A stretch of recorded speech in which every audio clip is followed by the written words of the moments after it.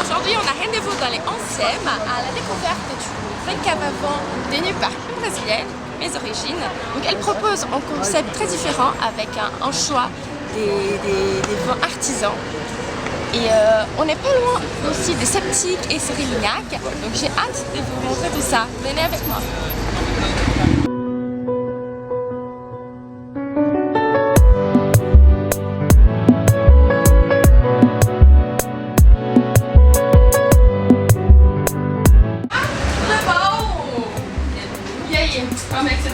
Bon, on repasse à la français. Hein. Bienvenue ici. Merci. On est aux M, chez Divino.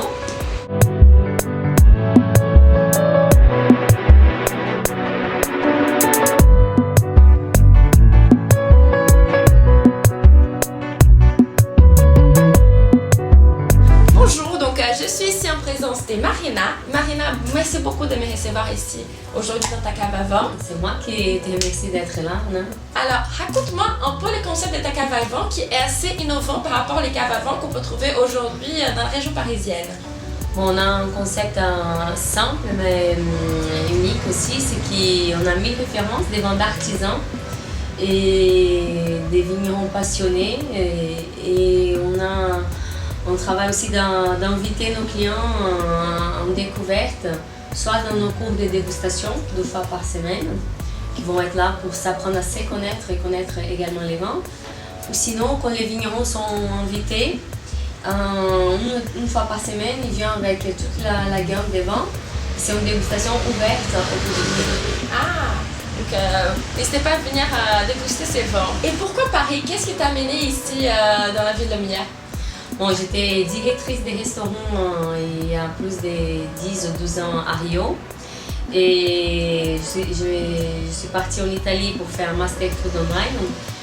Et j'ai une copine qui est un chef très renommé au Brésil qui m'a dit t'es en Italie, c'est pas loin. À Paris, les gens ils passent 1 heure pour acheter une baguette dans la queue. Et les vins, on va boire du vin midi soir. Donc c'était la phrase qui m'a fait un déclic pour être à Paris. Et donc je suis arrivée avec un boulot à Saint-Germain-des-Prés. Et ensuite j'ai rencontré mon mari, donc c'est l'amour qui m'a fait rester à Paris. Ah, comme quoi l'amour fait bien les choses. Hein. Ouais. Et raconte-moi, est-ce que, bon, toi qui es experte dans les domaines, est-ce que tu as une préférence entre du rouge, du blanc ou du rosé, ou est-ce qu'il n'y en a pas vraiment? Bon, j'ai la préférence pour les bons vins. D'ailleurs, Divino, c'est écrit avec 2 V, Vino Veritas. Parce qu'il n'y a pas de couleur, il faut que les vins soient bons. Donc, la vérité, dans les verres, on sert un vin, on goûte, c'est très bon, c'est le plaisir, c'est les moments du bonheur, du partage.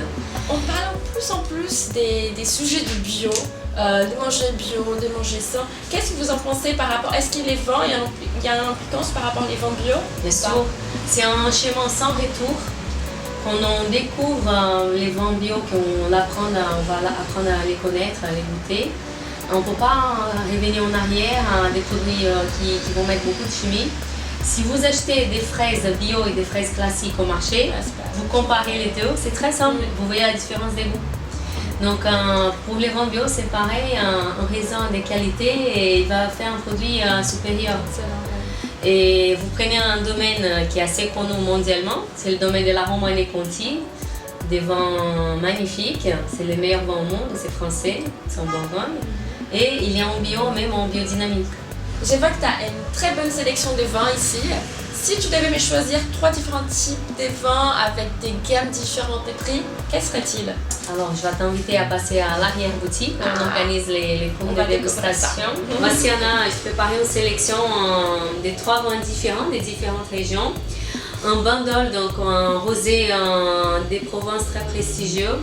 On est à 16 € sur cette bouteille-là. On a des notes de pamplemousse avec des agrumes, c'est très frais, rafraîchissant. Donc l'autre, c'est Vers des poètes. Donc on a déjà la poésie dans la bouteille avec un joli poème. C'est Émile Heredia.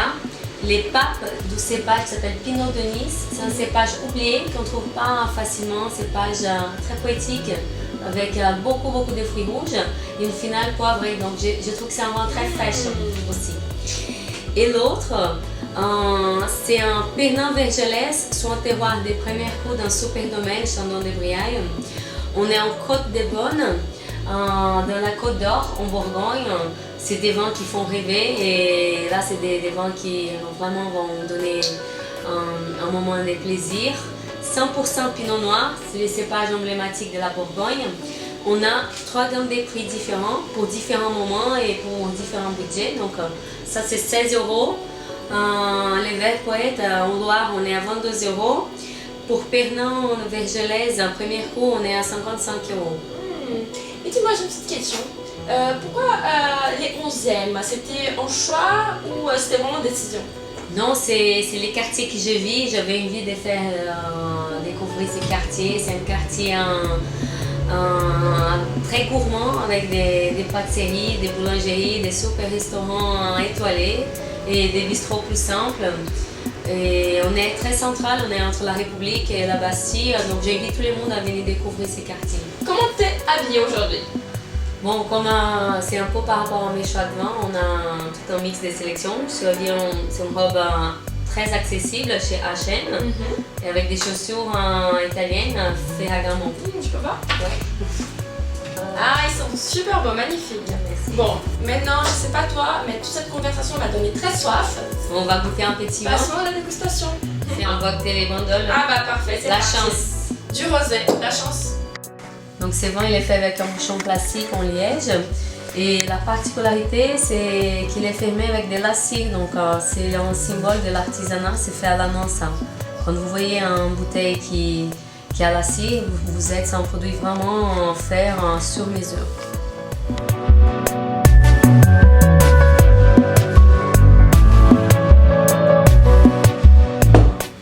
Bon, santé. Santé à tout le monde. Saúde. Saúde.